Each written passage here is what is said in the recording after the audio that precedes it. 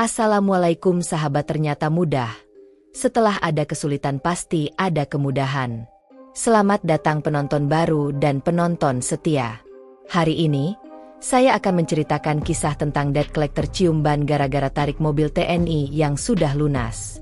Kenapa ini bisa terjadi? Namun sebelumnya, saya sarankan untuk menuliskan sholawat kepada Nabi Muhammad, agar kelak sholawat ini bisa jadi saksi kita di akhirat.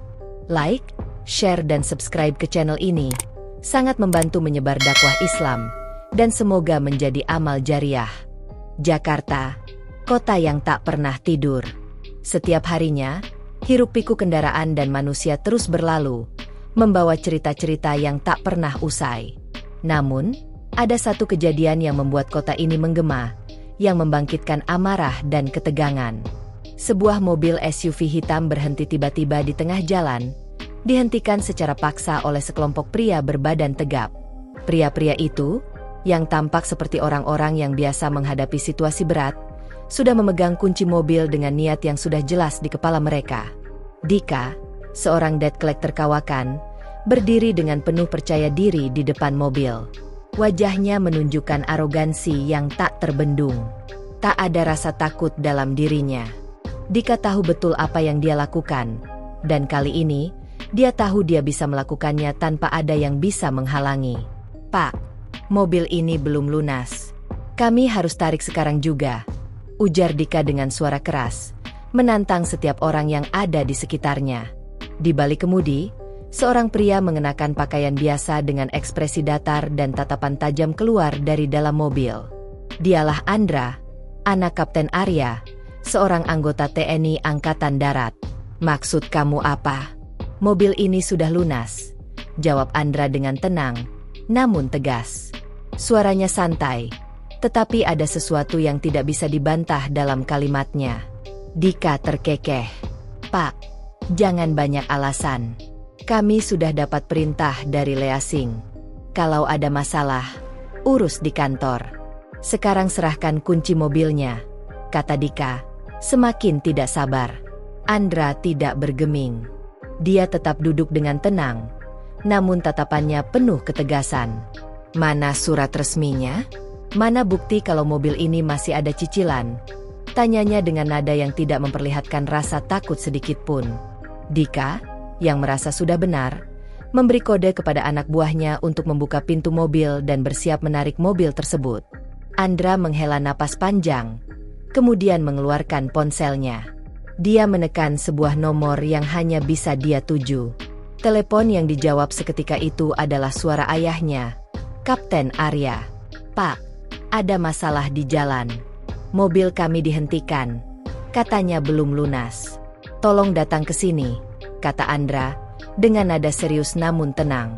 Tidak butuh waktu lama, suara sirene polisi terdengar dari kejauhan. Kapten Arya datang dengan sigap, bersama beberapa polisi yang ikut mengawal. Mereka tiba di lokasi dengan cepat, menambah ketegangan di tengah jalan yang padat. Di belakang Kapten Arya, polisi berpangkat perwira turun dari kendaraan, matanya tajam memandang situasi. "Pak, ini urusan Leasing.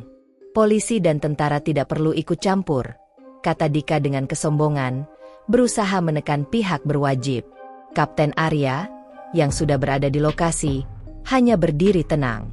Wajahnya tidak menunjukkan ekspresi marah, namun setiap kata yang diucapkannya penuh dengan kewibawaan. "Siapa yang bilang Leasing bisa bertindak semena-mena? Ini jalan umum, dan tindakan kalian tanpa dasar hukum bisa masuk dalam kategori perampasan," jawab Kapten Arya dengan suara yang penuh tegas. Polisi yang hadir langsung meminta dokumen resmi dari Dika dan kelompoknya. Dengan ragu, Dika menyerahkan berkas yang ternyata tidak sesuai dengan klaimnya. Perwira polisi membaca berkas tersebut dengan seksama, dan lalu mengangkat alisnya. "Menurut data ini, mobil ini sudah lunas 2 bulan yang lalu. Kenapa kalian masih berusaha menariknya?" tanya perwira polisi, dengan nada penuh curiga. Dika yang sudah tidak bisa mengelak, terdiam. Ketegangan semakin memuncak saat ia tersadar bahwa tindakannya telah terungkap. Kapten Arya menghela napas panjang, menghadap Dika dan berkata, "Maaf, tidak cukup. Kamu telah melakukan perampasan dan penyalahgunaan wewenang. Saya akan pastikan kamu bertanggung jawab." Sambil menunggu polisi mengamankan Dika dan anak buahnya, Kapten Arya menghubungi pihak Leasing untuk meminta klarifikasi lebih lanjut. Di dalam mobil, Dika dan anak buahnya duduk dengan penuh ketakutan. Mereka tahu bahwa kesalahan ini tidak bisa dibiarkan begitu saja. Setelah beberapa menit, Kapten Arya menerima jawaban dari Leasing yang mengonfirmasi bahwa mereka tidak pernah memberikan perintah penarikan terhadap mobil tersebut. Dika dan kelompoknya ternyata sering bertindak di luar prosedur, seringkali mengambil keputusan yang merugikan banyak orang. Semua bukti mengarah kepada Dika dan kelompoknya yang sudah sering melakukan penipuan dan perampasan terhadap kendaraan yang sebenarnya sudah lunas. Namun, Kapten Arya merasa ada yang tidak beres. Jika hanya Dika dan anak buahnya yang bertindak, mengapa mereka bisa begitu leluasa melakukan tindakan ilegal? Ada sesuatu yang lebih besar yang bersembunyi di balik layar ini, dan Kapten Arya sudah mencium adanya permainan yang lebih rumit. Dia menghubungi polisi dan memberi perintah untuk melakukan penyelidikan lebih lanjut. Pikirannya terus bekerja, menganalisis setiap langkah dan keputusan yang diambil oleh Dika dan kelompoknya. Adakah orang yang lebih besar yang mengendalikan mereka dari balik layar? Keadaan di sekitar tempat kejadian semakin tegang setelah Kapten Arya meminta klarifikasi dari pihak Leasing. Namun, meski Dika dan anak buahnya sudah tertangkap basah, masih ada sebuah teka-teki yang belum terpecahkan. Kapten Arya merasa ada sesuatu yang lebih besar dari yang terlihat. Dia bisa merasakan adanya jaringan kriminal yang lebih luas, yang tidak hanya melibatkan Dika dan kelompoknya. Ada seseorang yang lebih besar, yang mungkin berada di balik layar. Beberapa jam setelah kejadian itu, Kapten Arya memutuskan untuk membawa kasus ini ke level yang lebih tinggi. Dia memutuskan untuk pergi ke kantor Leasing untuk mencari tahu lebih dalam. Di sana, Kapten Arya menemui seorang manajer yang wajahnya tampak cemas. Jelas ia tahu bahwa kejadian ini bukan pertama kalinya. "Pak Kapten, saya mohon maaf atas kejadian ini. Ini adalah kesalahpahaman yang tidak seharusnya terjadi," ujar manajer Leasing dengan suara gugup. Kapten Arya menatapnya tajam. "Kesalahpahaman? Apakah Anda tahu bahwa mobil anak saya sudah lunas 2 bulan yang lalu? Mengapa mereka masih menarik mobil tersebut?" tanyanya dengan nada serius. Manajer itu menghela napas panjang, seolah-olah tak tahu harus mulai dari mana. "Sebenarnya, Kapten, kami tidak pernah memberikan perintah penarikan untuk mobil tersebut. Dika dan kelompoknya memang bekerja sama dengan kami, tetapi mereka sering bertindak di luar prosedur. Kami tidak tahu bahwa mereka menarik mobil yang sudah lunas." Kapten Arya tidak terkesan dengan penjelasan itu. "Jadi, kalian tidak tahu apa yang terjadi di lapangan? Bagaimana mungkin mereka bisa menarik mobil tanpa sepengetahuan kalian?" ujarnya dengan tajam. Manajer itu terlihat gelisah. "Kami tidak tahu, Kapten. Saya akan pastikan mereka akan ditindak, dan kami akan memutus kontrak kerja sama dengan mereka." Polisi yang ikut mendampingi Arya menambahkan, jika mereka bertindak seperti ini tanpa izin, ini bisa masuk dalam kategori penipuan dan perampasan. Kami akan melanjutkan proses hukum. Namun, meski kasus ini sudah mulai terungkap, Kapten Arya merasa ada yang mengganjal. Ada pertanyaan yang terus berputar di benaknya. Siapa yang sebenarnya mengendalikan Dika dan kelompoknya? Apakah mereka hanya pion dalam permainan yang lebih besar? Sore itu, Kapten Arya kembali ke rumahnya. Ia duduk di ruang tamu, matanya menatap jauh ke depan. Pikirannya terus berpacu. Ia merasa kasus ini belum selesai. Bagaimana mungkin Dika dan kelompoknya bisa bertindak begitu bebas tanpa ada yang mengawasi? Jika Dika bisa bertindak semena-mena, bukankah ada seseorang yang lebih besar di belakangnya? Seorang yang memiliki kekuatan dan pengaruh lebih besar. Tiba-tiba, ponsel Kapten Arya bergetar. Sebuah pesan masuk dari nomor tak dikenal. Dengan hati-hati, ia membuka pesan tersebut. Tulisannya singkat, namun membuatnya terkejut. "Hati-hati, Kapten. Dika hanya pion kecil. Masih ada orang besar di balik semua ini." Pesan itu membuat jantung Kapten Arya berdegup lebih kencang. Seseorang yang lebih besar, yang memiliki kekuasaan lebih luas. Siapa yang mengendalikan Dika dan kelompoknya? Apa yang mereka inginkan dari keluarga Kapten Arya? Kapten Arya langsung berdiri dan berjalan menuju meja kerjanya. Ia membuka laptopnya dan mulai mencari informasi. Tidak ada yang kebetulan dalam dunia ini, dan Kapten Arya sudah terbiasa dengan petunjuk kecil yang bisa membawa pada kebenaran. Beberapa menit kemudian, ponselnya bergetar lagi. Pesan baru masuk. Kali ini dari nomor yang sama. Kapten Arya membuka pesan tersebut dengan cepat. Jangan terlalu lama mencari, Kapten. Seseorang di sekitar Anda bisa jadi terlibat. Kapten Arya mengerutkan kening. Apa maksud pesan ini? Siapa yang mencoba memberi peringatan padanya? Dan lebih penting lagi, siapa yang terlibat dalam kasus ini?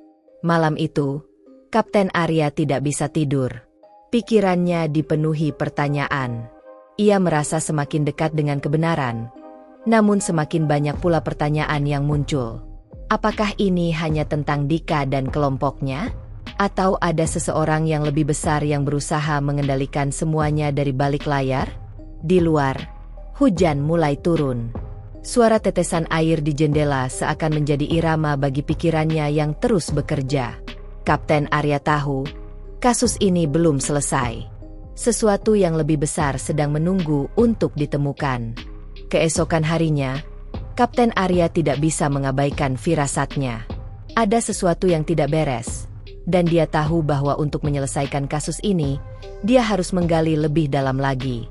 Setelah melapor kepada atasan tentang kejadian yang melibatkan Dika dan kelompoknya, Kapten Arya memutuskan untuk kembali ke lokasi kejadian dan mencari petunjuk lebih lanjut. Ia ingin tahu siapa yang sebenarnya mengendalikan Dika. Apa yang sebenarnya terjadi di balik layar? Saat Kapten Arya tiba di lokasi kejadian, dia melihat bahwa tempat itu telah ramai dengan orang-orang yang penasaran dengan kejadian yang viral di media sosial. Video yang merekam aksi Dika menarik mobil TNI yang sudah lunas sudah tersebar luas, dan media sosial pun ikut meramaikan pemberitaan ini. Orang-orang berbicara tentang peristiwa itu, dan banyak yang mengecam tindakan Dika dan kelompoknya. Kapten Arya berdiri di tempat itu, memerhatikan kerumunan yang semakin membesar. Tiba-tiba, seseorang menghampirinya.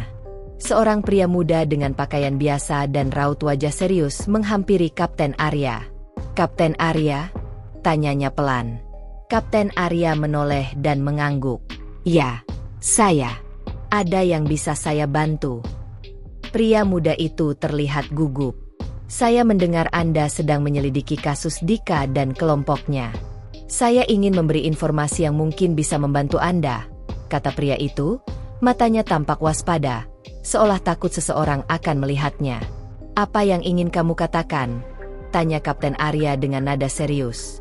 Pria itu menatap sekeliling dan mendekatkan mulutnya ke telinga Kapten Arya, berbicara pelan. Saya bekerja di salah satu leasing yang bekerja sama dengan Dika. Mereka bukan hanya menarik mobil-mobil yang belum lunas, tapi mereka juga menerima perintah dari orang lain. Orang yang memberi perintah pada mereka adalah Bagas, seorang pengusaha besar yang punya koneksi dengan beberapa perusahaan leasing dan bahkan beberapa orang di kepolisian. Kapten Arya mendengus perlahan. Bagas? Siapa dia sebenarnya? Pria itu menggeleng. Saya tidak tahu banyak, Kapten. Hanya saja saya pernah mendengar bahwa dia memiliki pengaruh yang sangat besar.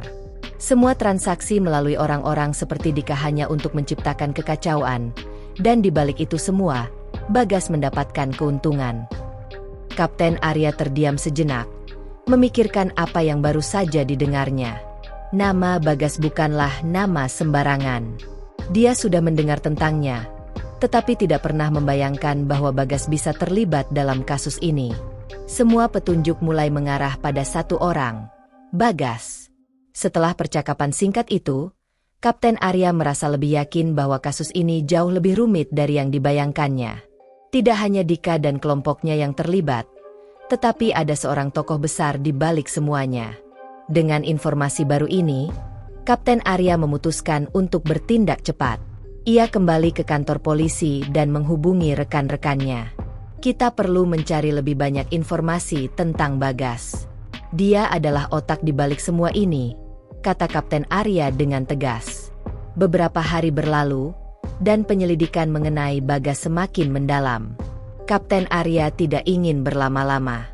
Dia memutuskan untuk turun langsung ke lapangan dan menyelidiki lebih jauh. Ia berpura-pura menjadi pengusaha yang membutuhkan bantuan untuk menyelesaikan masalah finansial. Dalam penyelidikan ini, ia berharap bisa memancing anak buah Bagas untuk menunjukkan siapa yang sebenarnya mengendalikan operasi ini. Dengan bantuan informan yang berpura-pura menjadi korban baru, polisi berhasil mengatur pertemuan dengan salah satu anak buah Bagas. Kapten Arya yang menyamar sebagai pengusaha yang sedang kesulitan finansial ikut dalam pertemuan tersebut. Mereka bertemu di sebuah kafe kecil yang terletak di pinggiran Jakarta, tempat yang tidak begitu mencolok, namun cukup untuk pertemuan rahasia. Kapten Arya duduk bersama dua pria bertubuh kekar yang mengaku sebagai penyelesaian masalah dari Bagas. Mereka memulai percakapan dengan tawaran yang menarik. Jadi, Pak Arya, Anda butuh pinjaman cepat atau mungkin ada mobil yang bisa kami amankan untuk Anda? Tanya salah satu pria itu dengan senyum licik. Kapten Arya tersenyum tipis, berpura-pura berpikir sejenak. Katakan saja, jika saya ingin mengambil mobil dari seseorang yang belum tentu bermasalah, apakah itu bisa?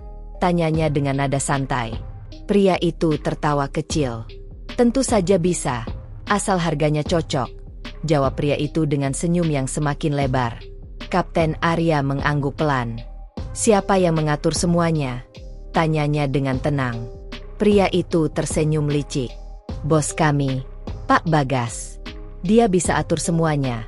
Le asing, bank, bahkan orang-orang di kepolisian, jawabnya dengan penuh keyakinan. Itu dia. Itulah pengakuan yang Kapten Arya tunggu-tunggu. Tanpa mereka sadari, seluruh percakapan ini sudah direkam oleh tim polisi yang mengawasi dari kejauhan. Kapten Arya menahan senyum kecil. Bagas adalah orang yang selama ini ia cari. Segera setelah percakapan itu, polisi mulai melakukan penyelidikan lebih lanjut. Tak lama setelah itu, mereka mendapat informasi bahwa Bagas sedang berada di rumahnya.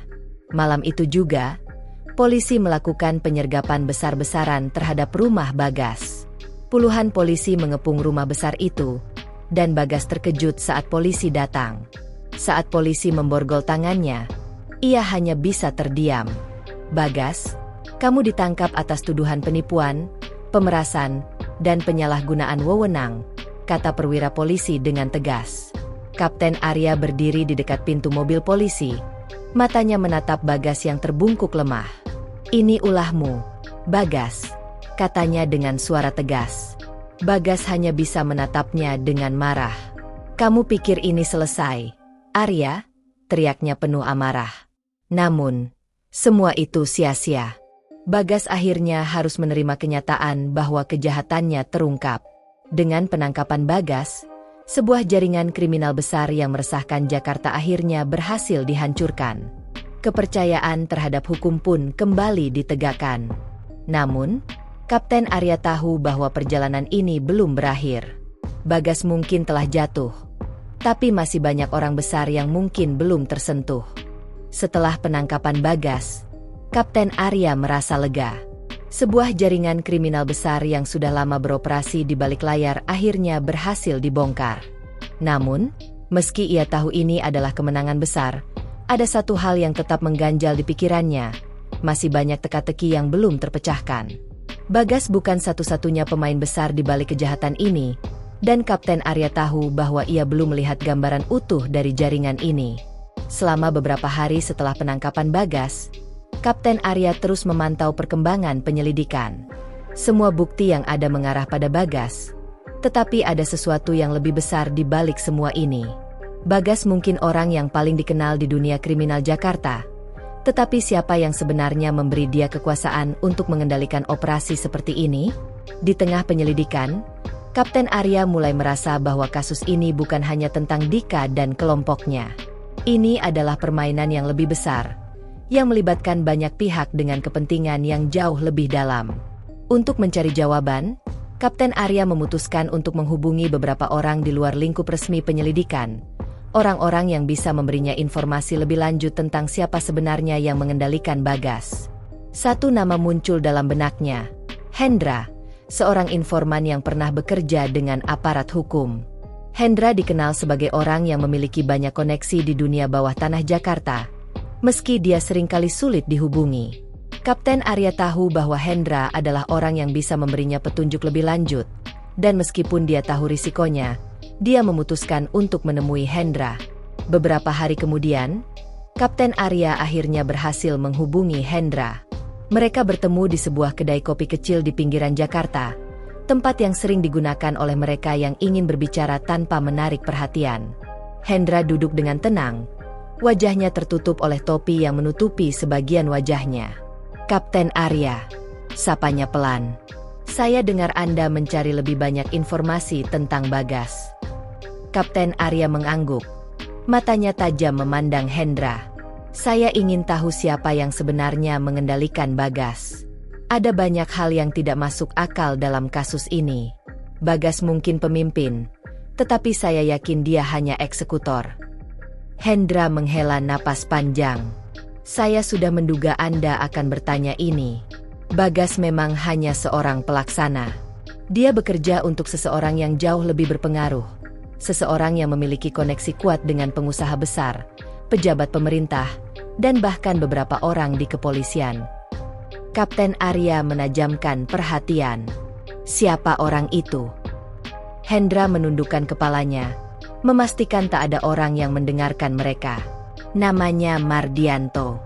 Dia adalah seorang pengusaha besar yang memiliki banyak perusahaan yang bergerak di bidang keuangan dan properti. Tapi jangan tertipu dengan penampilannya. Di balik bisnisnya yang sah, dia juga terlibat dalam bisnis ilegal yang menghubungkan dunia keuangan dengan jaringan kriminal. Kapten Arya merasakan darahnya berdesir. Mardianto. Nama itu tidak asing baginya. Beberapa tahun yang lalu, dia pernah mendengar tentang Mardianto, seorang pengusaha yang tampaknya sangat sukses dan tak tersentuh oleh hukum. Namun, ia tidak pernah membayangkan bahwa Mardianto memiliki koneksi yang begitu dalam ke dunia bawah tanah. Lalu, apa yang Mardianto inginkan dengan jaringan seperti Bagas? Tanya Kapten Arya dengan penasaran. Hendra menatapnya dengan serius. Mardianto bukan hanya ingin uang. Dia menginginkan kontrol atas aset-aset berharga di Jakarta. Bagas dan orang-orang seperti Dika hanyalah bagian dari jaringan yang lebih besar. Mereka mengendalikan beberapa leasing besar, bank-bank kecil, dan bahkan beberapa petinggi polisi yang bekerja sama dengan mereka untuk memeras pemilik kendaraan atau pengusaha kecil yang tidak bisa membayar utang mereka. Kapten Arya menggertakkan giginya. Jadi, semua ini tentang kontrol dan penguasaan atas properti dan kekayaan orang lain. Hendra mengangguk. Betul, Kapten. Mereka mengumpulkan kekuasaan dengan cara yang licik dan memeras siapa saja yang berada dalam jangkauan mereka. Tapi jika Anda ingin menghentikan mereka, Anda harus berhati-hati. Mardianto bukan orang yang bisa dijebak begitu saja. Dia sangat licik dan memiliki pengaruh yang sangat luas. Kapten Arya menatap Hendra dengan tatapan tajam. Jadi, bagaimana saya bisa menangkap Mardianto? Hendra menghela napas. Itu tidak akan mudah. Mardianto sangat berhati-hati. Anda harus mendapatkan bukti yang sangat kuat. Sesuatu yang tidak bisa dibantah oleh orang-orang di sekitarnya. Dan yang terpenting, Anda harus bergerak cepat. Jika Mardianto merasa terancam, dia akan melindungi dirinya dengan segala cara. Kapten Arya mengangguk. Dia tahu ini akan menjadi pertarungan yang sangat sulit. Tetapi dia juga tahu bahwa dia tidak bisa mundur. Mardianto adalah orang yang harus dihentikan. Dan dia akan melakukan apapun untuk memastikan keadilan ditegakkan. Setelah pertemuan itu, Kapten Arya mulai merencanakan langkah-langkah berikutnya. Ia tahu bahwa jalan ke depan akan penuh dengan bahaya dan rintangan. Tapi dia tidak bisa berhenti. Kasus ini sudah berkembang lebih besar dari yang ia bayangkan. Namun, di balik semua itu, satu pertanyaan tetap mengganggu pikirannya. Siapa yang lebih besar dari Mardianto? Adakah seseorang yang mengendalikan bahkan Mardianto sendiri? Kapten Arya semakin terbenam dalam penyelidikan yang membawanya ke dalam dunia gelap yang belum pernah ia bayangkan sebelumnya. Setiap informasi yang ia kumpulkan membuka lapisan-lapisan baru dari sebuah jaringan kriminal yang sangat rapi dan berbahaya. Nama Mardianto kini menjadi titik fokusnya. Namun satu hal yang ia sadari, jaringannya jauh lebih luas dan lebih dalam dari yang ia kira.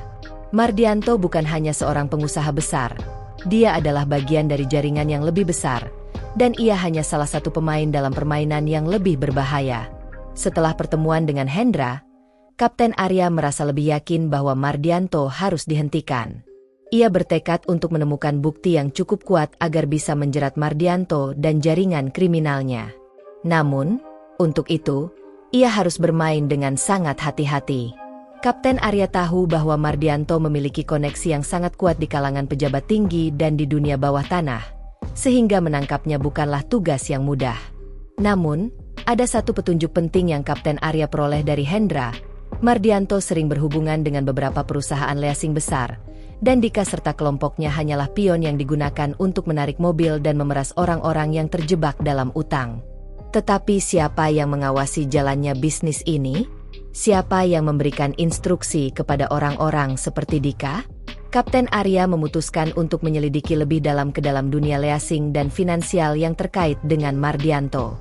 Ia bertemu dengan beberapa orang dalam industri itu, termasuk seorang mantan pegawai leasing yang pernah bekerja dengan Mardianto. Pria itu, yang bernama Rizky, awalnya ragu untuk berbicara. Namun, setelah Kapten Arya menunjukkan bahwa dia sudah mengetahui banyak hal tentang Mardianto, Rizky mulai menceritakan lebih banyak. Mardianto bukan hanya mengendalikan leasing.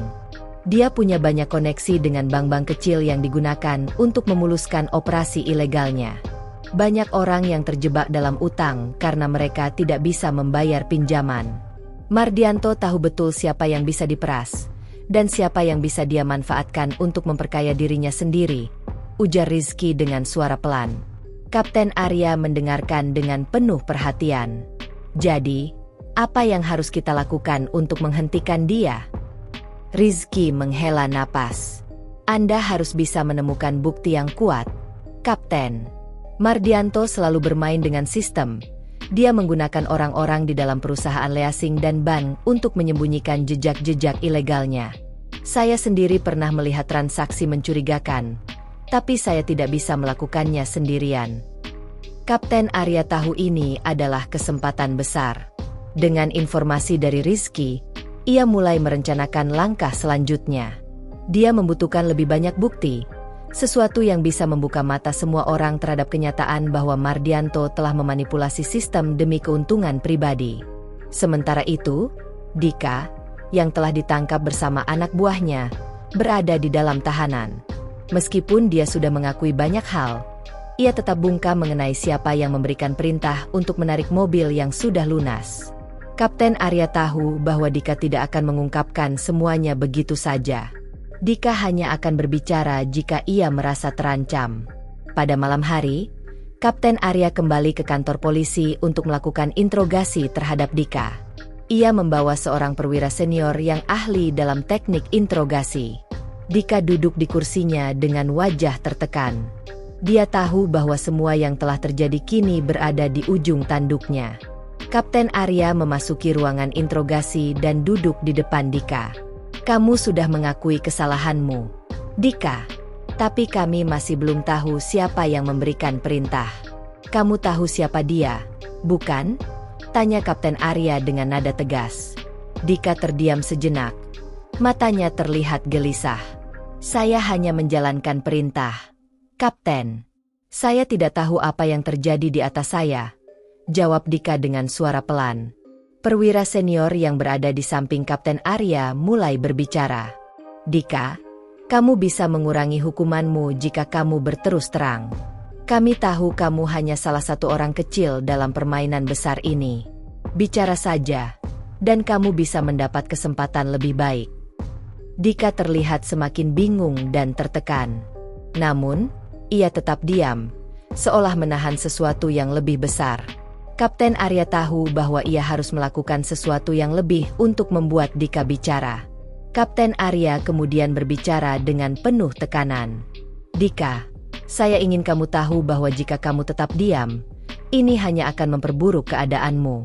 Jika kamu berbicara sekarang, kami akan memberi kamu kesempatan untuk mengurangi beban hukumanmu.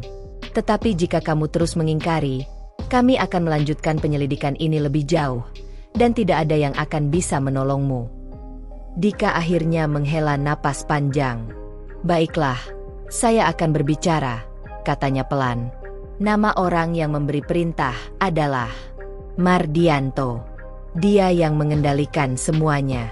Semua yang saya lakukan adalah perintah dari dia. Tapi saya tidak tahu banyak detailnya. Yang saya tahu, dia yang memberi daftar mobil yang harus kami tarik, baik itu lunas atau tidak. Kapten Arya merasa sebuah beban berat terangkat dari pundaknya. Akhirnya, Mardianto terungkap. Tetapi, ini adalah titik awal baru. Sekarang ia harus menemukan bukti yang bisa menghubungkan Mardianto dengan semua kejahatan ini. Namun, satu hal yang terus mengganggu Kapten Arya, jika Mardianto benar-benar otak di balik semua ini, siapa yang bisa dia percayai untuk menangkapnya? Setelah Dika mengungkapkan bahwa Mardianto adalah otak di balik semua operasi ilegal ini, Kapten Arya merasa beban di pundaknya semakin berat. Mardianto bukanlah orang sembarangan. Dengan koneksi yang luas dan pengaruh yang besar, menangkapnya bukanlah perkara mudah. Kapten Arya tahu bahwa ia harus bergerak hati-hati agar tidak terjebak dalam permainan yang lebih besar. Setelah mendapatkan pengakuan dari Dika, Kapten Arya segera menghubungi timnya untuk memulai penyelidikan lebih lanjut. Mereka mulai menggali lebih dalam mengenai Mardianto, melacak jejak-jejak keuangan yang mengarah pada berbagai transaksi mencurigakan yang melibatkan beberapa leasing, bank kecil, dan bahkan petinggi kepolisian. Semua bukti yang mereka kumpulkan mengarah pada satu titik, Mardianto. Namun, satu masalah besar muncul. Mardianto sangat licik dan tahu bagaimana menghindari perhatian. Ia memiliki lapisan-lapisan pengamanan yang sangat rapat, dan setiap gerakannya selalu diiringi oleh orang-orang yang siap menghalangi siapapun yang berusaha mengungkapnya. Kapten Arya mulai merasakan bahwa untuk menangkap Mardianto, ia harus melibatkan lebih banyak pihak dan mencari bukti yang lebih kuat. Sementara itu, Mardianto, yang tidak tahu bahwa penyelidikan semakin mendekat, melanjutkan bisnisnya dengan tenang. Ia masih merasa aman dan tidak tersentuh. Namun, ada satu hal yang tidak ia ketahui. Kapten Arya sudah mengatur sebuah jebakan yang sangat rapi. Semua bukti yang diperlukan kini mulai terkumpul, dan mereka tinggal menunggu saat yang tepat untuk menggempur Mardianto. Kapten Arya memutuskan untuk melakukan pertemuan langsung dengan Hendra, orang yang sebelumnya memberinya informasi tentang Mardianto. Hendra telah berjanji untuk memberikan informasi lebih lanjut, dan Kapten Arya merasa bahwa sekarang adalah waktu yang tepat untuk mengonfirmasi beberapa hal. Mereka bertemu di tempat yang sama seperti sebelumnya, sebuah kedai kopi kecil di pinggiran Jakarta. Hendra sudah menunggu, duduk dengan wajah serius dan tatapan penuh kehati-hatian. Kapten Arya langsung duduk di depannya. Hendra, saya membutuhkan informasi lebih lanjut tentang Mardianto. Apa yang bisa kamu beritahu saya tentang rencana bisnisnya selanjutnya? Tanya Kapten Arya dengan penuh tekad. Hendra memandangnya sejenak, memastikan tidak ada yang mengawasi mereka. Mardianto tidak pernah berhenti bergerak. Kapten, dia selalu mencari celah untuk mengembangkan bisnisnya, dan kali ini dia tengah mempersiapkan sesuatu yang lebih besar lagi. Saya dengar dia sedang berusaha mendapatkan kontrol atas beberapa gedung komersial besar di pusat Jakarta. Ini mungkin kesempatan terakhirnya untuk menyelesaikan misi besar yang sudah ia rencanakan. Kapten Arya mengerutkan kening. Jadi, dia berencana memperluas kekuasaannya ke properti juga? Tanyanya. Hendra mengangguk. Benar, Kapten. Jika dia berhasil mendapatkan kontrol atas gedung-gedung tersebut, dia akan memiliki kekuatan yang jauh lebih besar. Mardianto sudah memiliki koneksi dengan beberapa pejabat penting dan pengusaha besar di Jakarta. Dia bisa mengatur semuanya sesuai keinginannya, bahkan mengatur pasar properti. Kapten Arya menyadari bahwa ini adalah ancaman besar. Jika Mardianto berhasil menguasai sektor properti di Jakarta, dia akan memiliki kendali lebih besar atas kota ini. Ini akan menjadi pukulan telak bagi sistem hukum dan keadilan yang sudah susah payah ditegakkan. Bagaimana kita bisa menghentikannya? Tanya Kapten Arya dengan tegas. Hendra memandang sekeliling, memastikan bahwa tidak ada yang mendengar percakapan mereka. Saya sudah mendapatkan informasi dari dalam jaringan Mardianto. Mereka akan melakukan transaksi besar dalam waktu dekat. Anda harus bergerak cepat. Jika Anda bisa menyusup dan mendapatkan bukti dari transaksi itu, Anda akan bisa menjatuhkan Mardianto dan seluruh operasinya. Kapten Arya tahu bahwa ini adalah kesempatan yang langka. Namun, dia juga tahu bahwa waktu terus berjalan dan Mardianto semakin dekat dengan tujuannya. Tanpa membuang waktu, Kapten Arya segera merancang sebuah operasi besar untuk mengungkap segala sesuatu yang tersembunyi di balik Mardianto dan jaringan kriminalnya. Penyelidikan semakin intensif. Kapten Arya mempersiapkan diri untuk terjun ke lapangan, dengan rencana operasi yang sudah dirancang dengan sangat hati-hati. Ia harus bertindak cepat dan akurat agar tidak memberi kesempatan bagi Mardianto untuk melarikan diri. Namun, Kapten Arya juga menyadari bahwa ini bukan hanya tentang menangkap Mardianto. Ini adalah perjuangan untuk menjaga keadilan dan membongkar sebuah sistem yang sudah terlanjur bobrok.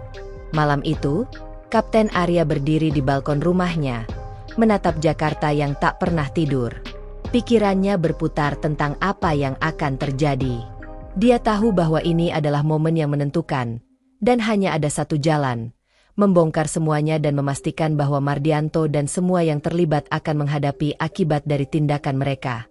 Operasi besar yang direncanakan Kapten Arya akhirnya dimulai. Ia tahu bahwa ini adalah saat yang krusial, kesempatan untuk menjebak Mardianto dan menghentikan seluruh jaringan kriminal yang sudah meresahkan banyak orang.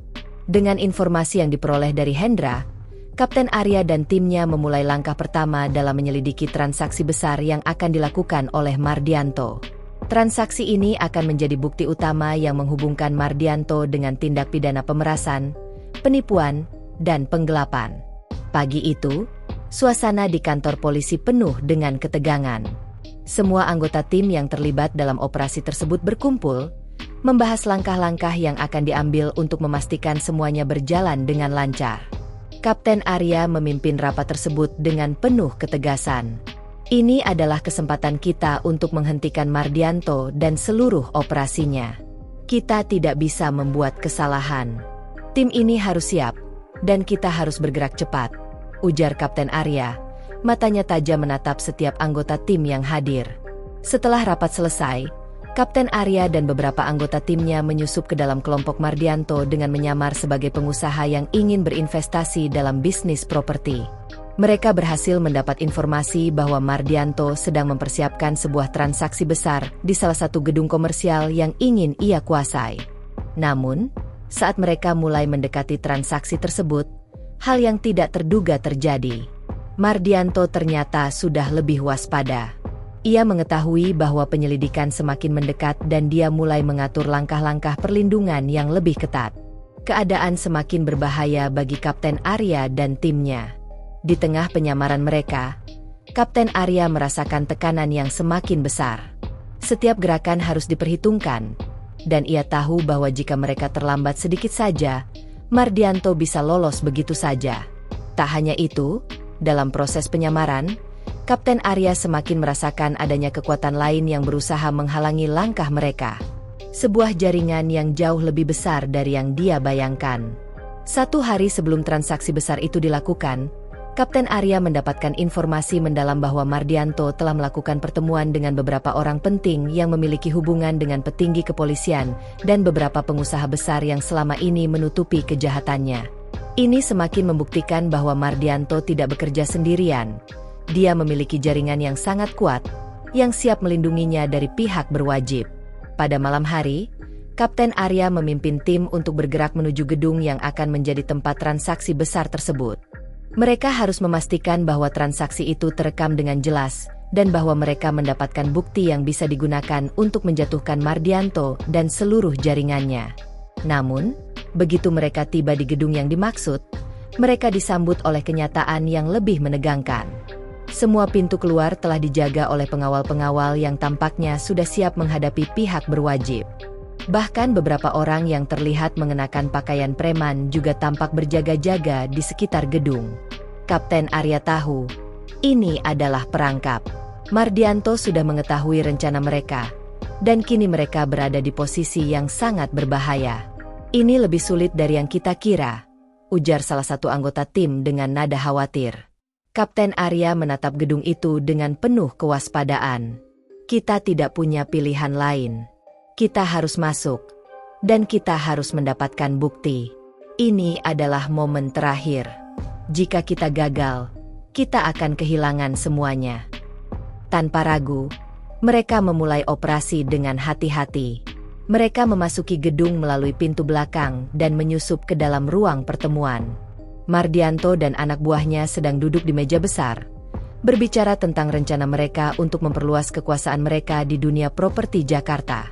Kapten Arya dan timnya, yang telah mempersiapkan alat penyadap dan kamera tersembunyi, mulai merekam percakapan itu dengan seksama. Tiba-tiba, seseorang mengetuk pintu ruang pertemuan. Mardianto menoleh ke pintu dengan ekspresi tidak senang. "Siapa itu?" tanyanya dengan nada tegas. Seorang pria masuk ke dalam ruangan dengan wajah serius. "Ada yang mengawasi kita," ujarnya singkat.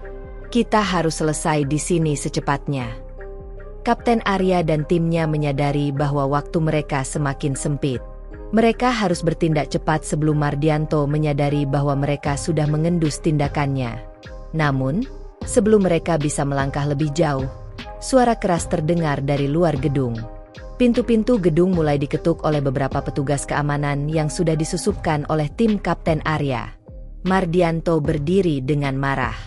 "Cepat, selesaikan transaksi ini," serunya kepada anak buahnya. Namun, saat Kapten Arya dan timnya berusaha maju, mereka disergap. Beberapa pengawal Mardianto muncul dari balik pintu, menahan mereka agar tidak bergerak. "Ini akan berakhir buruk, Kapten," kata salah seorang pengawal dengan senyum licik. Kapten Arya menatap dengan tajam, merasa bahwa ini adalah pertarungan yang sangat berbahaya, tetapi juga tak terelakkan. Mardianto tahu bahwa dia sudah terpojok, dan dia akan menggunakan segala cara untuk melindungi dirinya sendiri dan jaringannya. Pintu ruang pertemuan terbuka lebar, dan dalam hitungan detik, Kapten Arya dan timnya dikelilingi oleh pengawal-pengawal yang tampaknya sudah siap dengan senjata mereka. Suasana tegang memenuhi ruangan, dan Kapten Arya menyadari bahwa mereka kini terperangkap. Semua gerakan mereka terhalang oleh kekuatan yang jauh lebih besar dari yang mereka bayangkan sebelumnya. Mardianto berdiri di ujung ruangan, tersenyum licik melihat Kapten Arya dan timnya yang terpojok. "Saya sudah tahu kalian akan datang. Tapi kalian terlambat," kata Mardianto dengan suara tenang yang penuh penghinaan. Kapten Arya menatapnya dengan mata penuh tekad. "Kalian tidak akan bisa lolos begitu saja, Mardianto. Semua yang kalian lakukan, semua kebohongan kalian, akan terungkap," jawabnya dengan suara tegas. Mardianto hanya tertawa kecil, seolah tak merasa terancam sama sekali. "Kalian pikir kalian bisa menangkap saya? Saya sudah lama tahu permainan kalian. Jaringan saya jauh lebih besar daripada yang kalian bayangkan." Sementara pengawal-pengawal Mardianto mulai mendekat, Kapten Arya segera memberi isyarat kepada timnya untuk tetap tenang. Mereka telah mempersiapkan segala sesuatunya, dan meskipun terperangkap, mereka masih memiliki satu senjata utama, bukti yang sudah mereka kumpulkan dari percakapan Mardianto dengan para pengusaha dan pejabat yang terlibat dalam jaringan ini. Semua itu sudah terekam dengan baik, dan bukti-bukti tersebut akan menjadi kunci untuk menjatuhkan Mardianto. Namun, situasi semakin memburuk ketika pengawal Mardianto mulai mengarahkan senjata mereka ke Kapten Arya dan timnya. Mereka tahu bahwa waktu mereka sudah sangat terbatas. Jika mereka tidak segera bergerak, Mardianto bisa saja lolos begitu saja dan merusak bukti yang sudah mereka kumpulkan. Tiba-tiba, suara sirene polisi terdengar dari luar gedung. Itu adalah suara yang sangat mereka harapkan, namun juga penuh dengan ketegangan. Kapten Arya tahu bahwa saat ini adalah saat yang tepat untuk bergerak.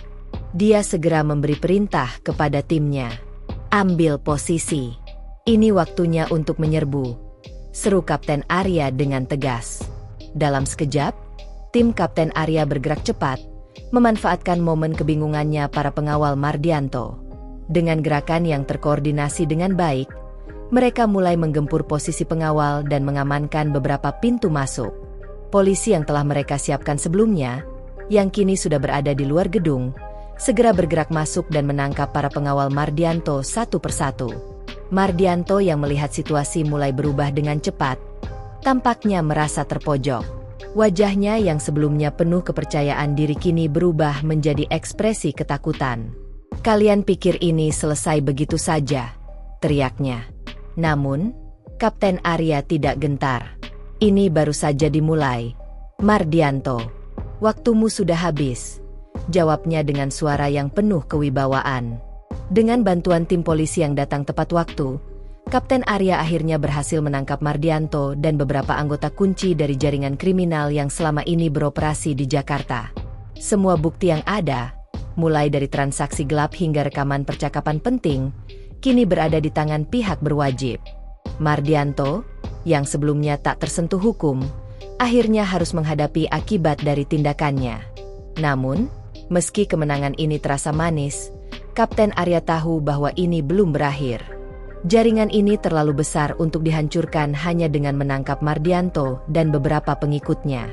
Masih banyak orang di balik layar yang mungkin belum terungkap.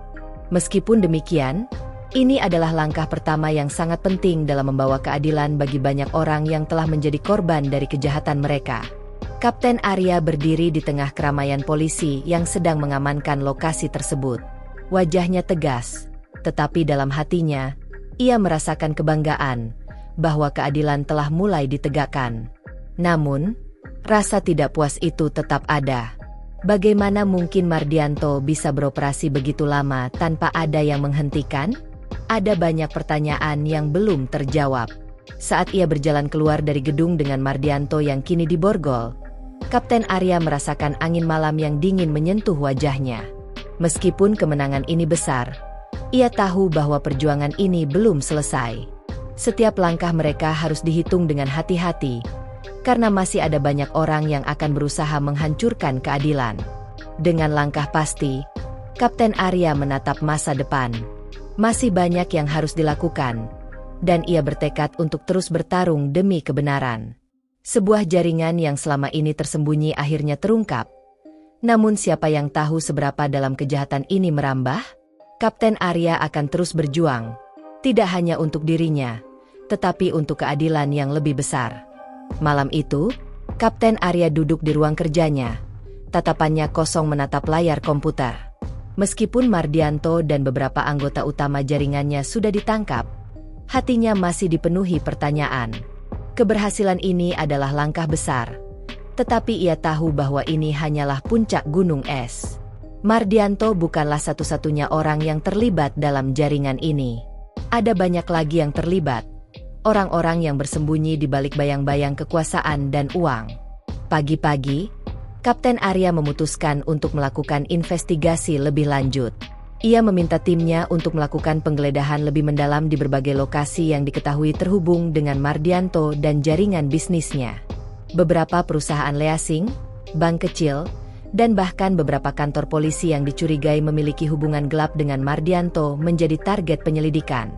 Namun, meskipun penyelidikan terus berjalan, ada sesuatu yang meresahkan di pikiran Kapten Arya. Beberapa petunjuk yang ia temukan selama penyelidikan mengarah pada satu nama, Bagas. Nama ini kembali muncul dalam catatan transaksi yang ditemukan di kantor Mardianto. Kapten Arya teringat, Bagas adalah orang yang sempat disebutkan oleh Dika sebagai bagian dari jaringan yang mengendalikan tindakan ilegal mereka. Kapten Arya segera memerintahkan tim untuk mencari informasi lebih lanjut mengenai Bagas. Tetapi kali ini, ia tahu bahwa mereka harus lebih berhati-hati. Jika Bagas benar-benar memiliki koneksi yang luas seperti yang diungkapkan Dika, maka pergerakan mereka harus dilakukan dengan sangat hati-hati.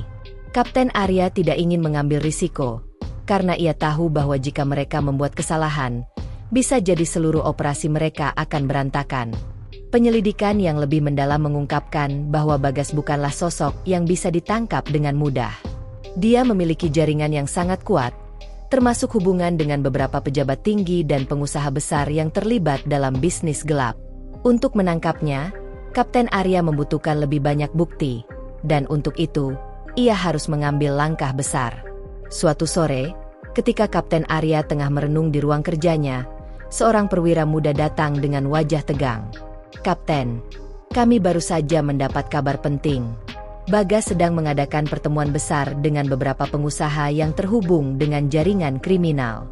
Pertemuan itu berlangsung di salah satu gedung yang dikendalikan oleh Mardianto," lapor perwira itu. Mendengar kabar itu, Kapten Arya langsung mengambil keputusan. "Ini adalah kesempatan kita untuk menangkapnya. Kita harus bergerak cepat," katanya dengan suara tegas. Kapten Arya segera mengumpulkan timnya. Semua petunjuk yang mengarah pada pertemuan itu adalah peluang besar. Mereka harus masuk ke dalam gedung tersebut, menyusup ke dalam pertemuan, dan mendapatkan bukti yang cukup untuk menjerat Bagas dan semua yang terlibat.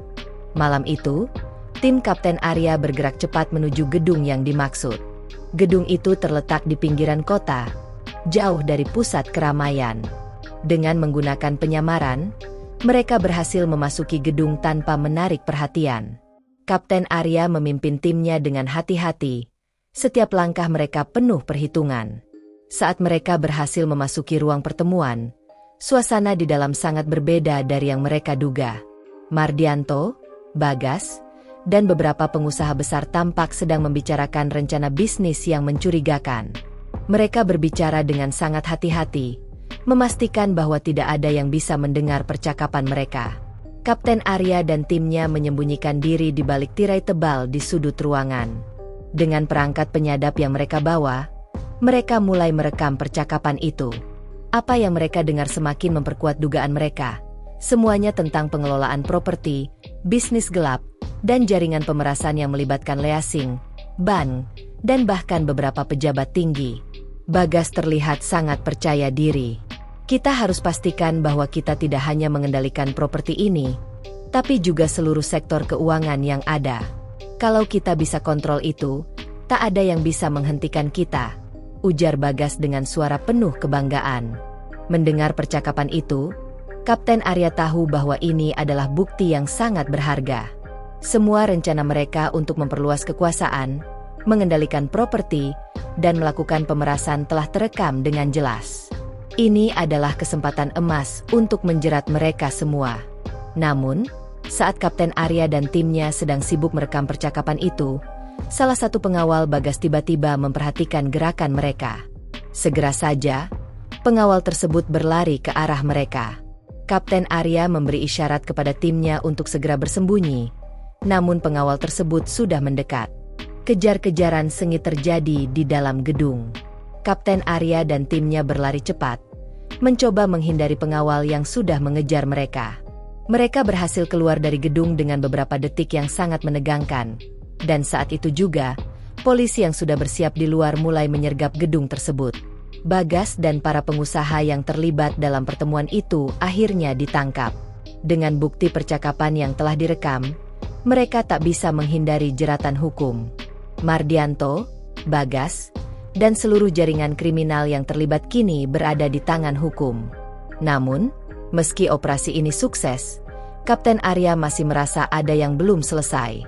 Ini adalah kemenangan besar, tetapi di balik semua ini, ia tahu bahwa masih banyak yang harus dilakukan untuk memastikan keadilan ditegakkan, dan untuk memastikan bahwa semua yang terlibat dalam jaringan ini akan dihukum setimpal.